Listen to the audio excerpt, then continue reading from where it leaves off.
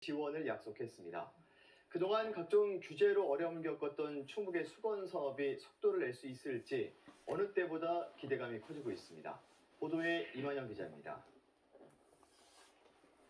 가장 먼저 숨통이 트일 것으로 기대되는 사업은 오송 제3생명과학단지 조성입니다. 충청북도는 바이오의학과 의료기기 기업 카이스트 바이오 캠퍼스 AI 바이오 영재고를 청주 오송에 유치해 국내 바이오 산업의 메카로 키우겠다는 구상입니다. 2018년 국토교통부로부터 국가산단 예비 지정을 받았지만 농지 전용에 발목을 잡히면서 수년째 답보 상태입니다. 윤석열 대통령이 대선 공약이었던 오송 바이오밸리 지원의 뜻을 다시 한번 명확히 하면서 엉킨 실타래가 풀리길 기대하고 있습니다. 이게 몇만 평을 풀느냐 하는 문제만 있지 조만간 결정될 것이다 이렇게 보고 있습니다. 정부도 이것을 여러 각도에서 특히 저의 입장을 충분히 고려한 가운데 검토하고 있다 이렇게 생각하고 있습니다. 레이크파크 르네상스도 보다 구체화될 전망입니다. 윤 대통령과 함께 충남대를 방문한 한화진 환경부 장관은 공공목적의 시설에 대해서는 일부 규제를 완화하는 방안을 전향적으로 검토하겠다고 밝혔습니다.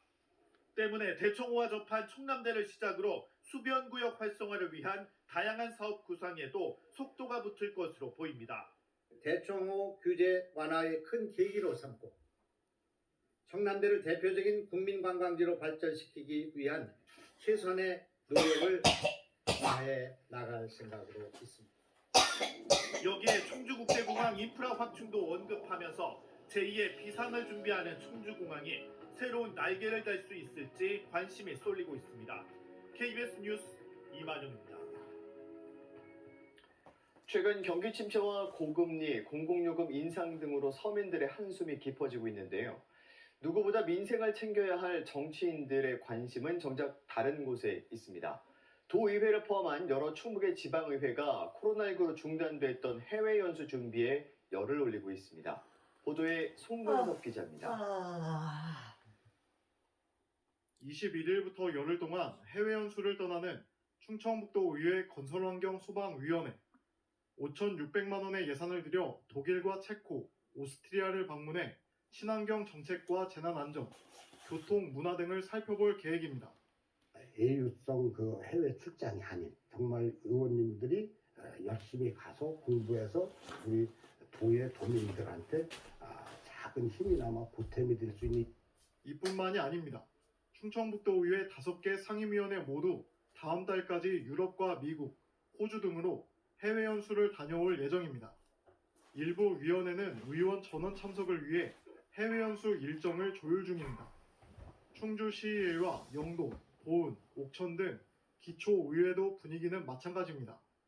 이렇게 지방의회가 앞다퉈 해외 연수를 강행하면서 부실 해외 연수에 대한 우려가 커지고 있습니다. 해외 연수와 관련해 도의회가 공개한 심사위원회 회의록은 달랑 1장, 심사위원 7명 가운데 3명의 발언을 요약한 것뿐입니다. 불필요한 연수나 예산 집행을 승인해 준 건 아닌지 주민의 알 권리마저 제한하고 있는 겁니다. 공공요금 인상이나 경제적으로 도민들이 굉장히 어려운 상황인데 이런 상황에서 이제 해외 연수 먼저 떠나는 모습을 과연 어떤 도민들이 긍정적으로 평가할 수 있을까?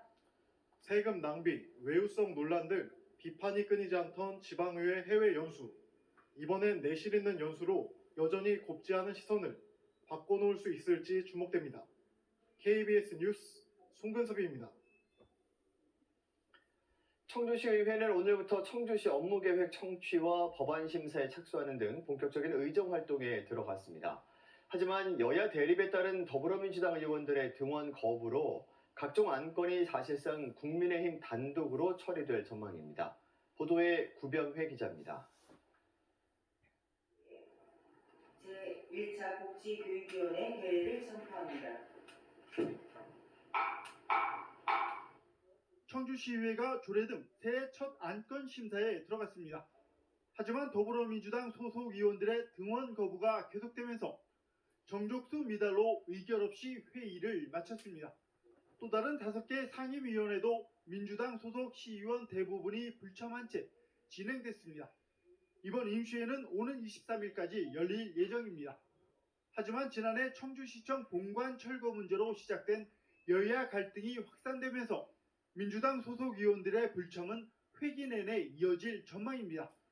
청주라는 도시의 모습은 어떻게 변할 것이고 그 변화되는 도시에 맞게 시청사는 어떻게 가야 될 것인가 뭐 이런 다양한 정책적인 접근을 중심으로 이번 회기를 저희는 진행하려고 합니다. 때문에 각종 조례와 동의안은 국민의힘 단독으로 처리될 전망입니다. 파행된 거는 양당에 다 책임은 있다고 생각합니다. 그래서 저희가 좀 넓은 마음으로 민주당 의원들과 더 협치해서 3월 때는 반드시 같이 등원해서 청주 시민을 위해서 의회 역할을 하도록 그렇게 하겠습니다. 정당 공천제 이후 양당 독점 구도가 강화되고 있는 청주시의회. 정치적 다양성 확보 등을 통한 다양한 협치를 기대하기 어려워지면서 핵심 사안마다 갈등의 골이 깊어지고 있습니다. KBS 뉴스 구병혜입니다. 교육시설이나 학원이 적은 농촌 지역의 학생들은 도심 지역보다 영어 공부를 하는 게 쉽지 않은데요. 한 퇴직교사가 자녀와 함께 농촌 지역에서 학생들을 위한 영어 교실을 운영해서 좋은 반응을 얻고 있습니다. 지용수 기자가 취재했습니다. 중학생들이 영어 공부에 한창입니다. 자원봉사 선생님을 따라 유창하게 영어책을 읽습니다.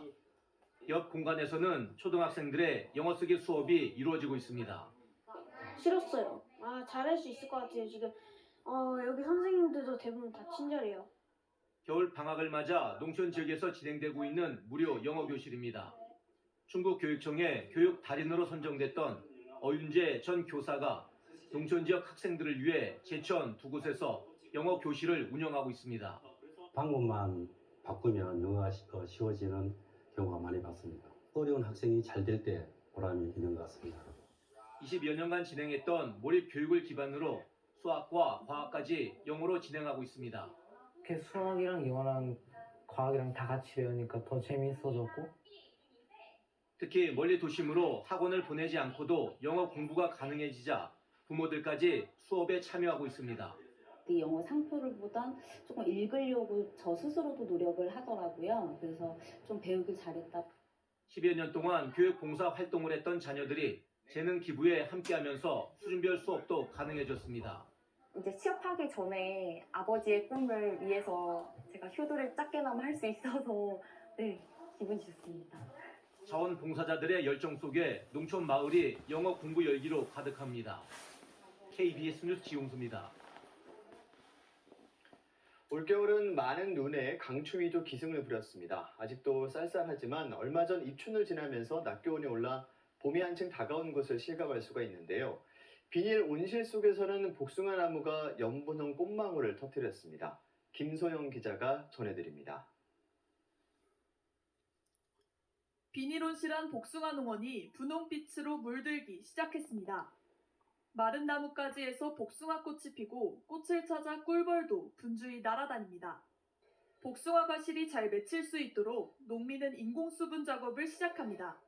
지난 겨울에는 너무 추워서 이 꽃이 빨리 피기가 힘들 것 같았는데 이렇게 꽃을 보니까 고생했던 게 다 잊혀지고 저희도 마음이 뿌듯해요. 비닐 온실 속 복숭아 꽃이 노지보다 2달 먼저 개화를 시작했습니다. 올해는 유난히 추웠던 겨울 한파와 난방용 등유값이 크게 오르면서 난방비 부담이 커지는 등 어려움도 있었습니다. 11도, 12도에다 맞춰야 되는데 지금 9도에다 맞춰놓고서 기름값 때문에 이게 도저히 안 되니까. 본격적으로 꽃이 피면서 온실 온도를 맞추는데도 더 많이 신경을 써야 합니다. 낮에는 천장을 열어 온실 온도를 20도로 유지하고 밤에는 온풍기로 온도를 높여 개화 시기를 앞당깁니다. 이곳 농장의 복숭아는 이른 개화 덕에 노지보다 1달 반가량 빨리 출하돼 더 높은 상품 가치를 인정받습니다. 한파와 고유가를 이겨내고 온실 속에서 피어난 복숭아 꽃이 이른 봄 소식과 함께 풍요로운 결실을 예고하고 있습니다. KBS 뉴스 김소영입니다.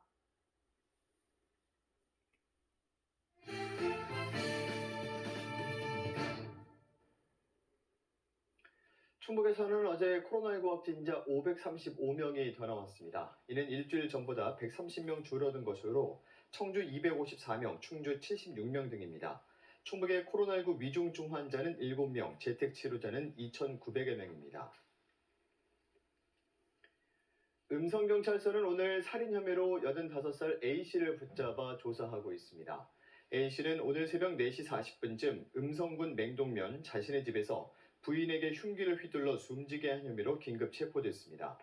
경찰은 A씨에게 평소 치매 증상이 있었다는 가족들의 진술 등을 토대로 A씨의 범행 이유 등을 조사하고 있습니다. 청주지방법원이 조합원들로부터 수십억 원을 가로챈 청주 사직 2구역 전 지역주택조합장 A씨에게 징역 2년 6개월을, 업무대행사 대표 B씨에게 징역 3년 6개월을 각각 선고했습니다. 이들은 지역주택조합 아파트 신축을 위해 토지 95%를 확보해야 한다는 명목으로 조합원 170여 명으로부터 68억 원을 받은 뒤 사적으로 사용한 혐의로 기소됐습니다. 재판부는 대다수 피해자와 합의하지 않았다며 양형 이유를 밝혔습니다. 오늘 오후 2시 20분쯤 청주시 가덕면의 한 주택용 가건물 화재 현장에서 78살 A씨가 불에 타 숨진 채 발견돼 경찰이 조사에 나섰습니다.